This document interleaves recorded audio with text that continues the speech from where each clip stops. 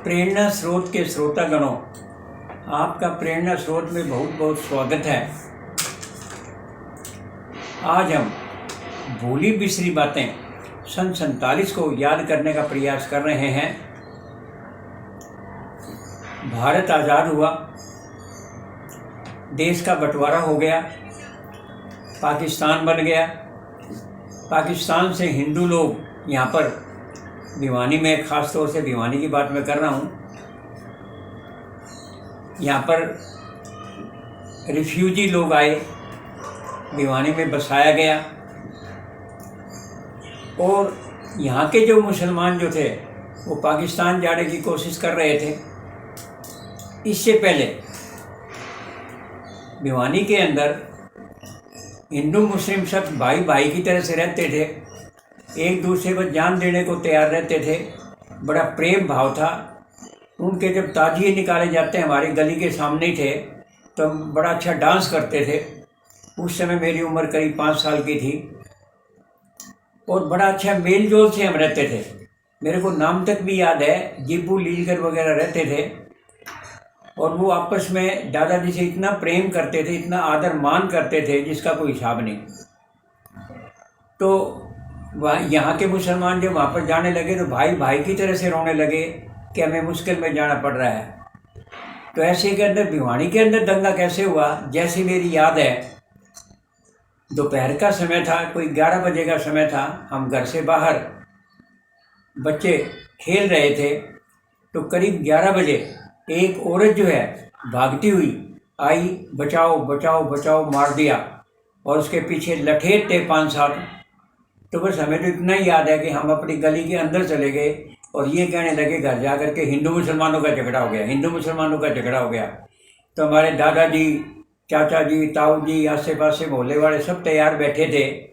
तो वो लोग तैयार होकर के मुस्लिम एरिया भिवानी के अंदर सब्जी मंडी के पास कसाईवाड़ा हम जिसको बोलते थे, उस तरफ गए। वहाँ पर हमारे रिश्तेदार वगैरह भी थे, उनको वहाँ से सुरक्षित रूप से यहाँ पर लेकर के आए अपने यानी लोड बाज़ार में ठाकरों के मोहल्ले में यहाँ पर सुरक्षित रूप से उनको रखा गया। इस प्रकार से पुरानी बातें बहुत याद है, भाईचारे के नाते रहते थे। और जो लोग वहाँ से आए उनको भी हमने बड़े प्रेम भाव से भिवानी के अंदर स्वागत किया गया। उनके लिए टेंट बनाए गए, खाने का प्रबंध किया गया। और भिवानी को दूसरी काशी भी कहते हैं। शाम को, दोपहर में, सुबह खाना बनाना, चाय दूध वगैरह बना के लेके जाना, रेल के अंदर जाके बांटना, झोपड़ियों में जाकर के जो उनके टेंट लगाए हुए थे कृष्णानगर में, रेलवे स्टेशन के पास, आज तो कृष्णानगर बहुत बड़ा बना हुआ है, वहाँ पर झोपड़ियाँ लगाई हुई थी, टेंट लगाए हुए थे, वहाँ पर सबकी सेवा की। तो हिंदू मुस्लिम तो आपस में भाईचारे के नाते से रह रहे थे। और जो लोग वहाँ से आए उनको भी बहुत ही प्यार से रखा गया उनको। बाकी वो लोग बड़े मेहनती थे, उन्होंने आते ही अपना संभाल लिया।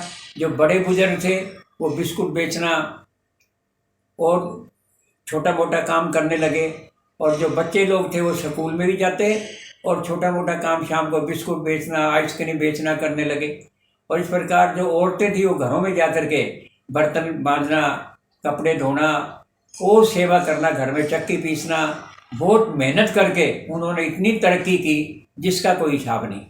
और आज भी हम लोगों ने भी उनसे प्रेरणा लेकर के और आगे बढ़ने का प्रयास किया। आज भी हम देख रहे हैं कि हिंदू मुस्लिम सिख ईसाई सब भाई भाई की तरह से रहते हैं, परंतु हमारे नेता लोग जो है ये सारा काम खराब करते हैं। ये जाति के नाम पर, धर्म के नाम पर एक दूसरे को फूट डलवा करके लड़ाई करने का प्रयास करते हैं, केवल अपने स्वार्थ सिद्धि का करते हैं, जो देश के लिए बड़ा खतरनाक साबित होगा।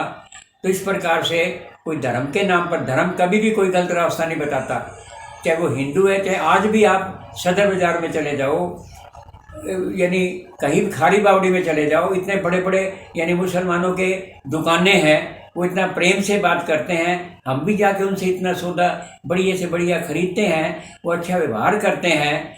और जब आतंकवाद पंजाब में फैला था तो मैं पंजाब में ही था, तो उस समय हम इतने सिख भाइयों के साथ, हम भाइयों से भी बढ़ के प्रेम से रहते थे। तो आपस में हिंदू मुस्लिम सिख ईसाई का कोई झगड़ा नहीं, ये तो भाई भाई की तरह से रहते हैं। परंतु नेता लोग जो इसका स्वार्थ सिद्धि करते हैं, ये सबसे बड़ी बड़ी गलत बात है और ये देश के लिए घातक सिद्ध होगी।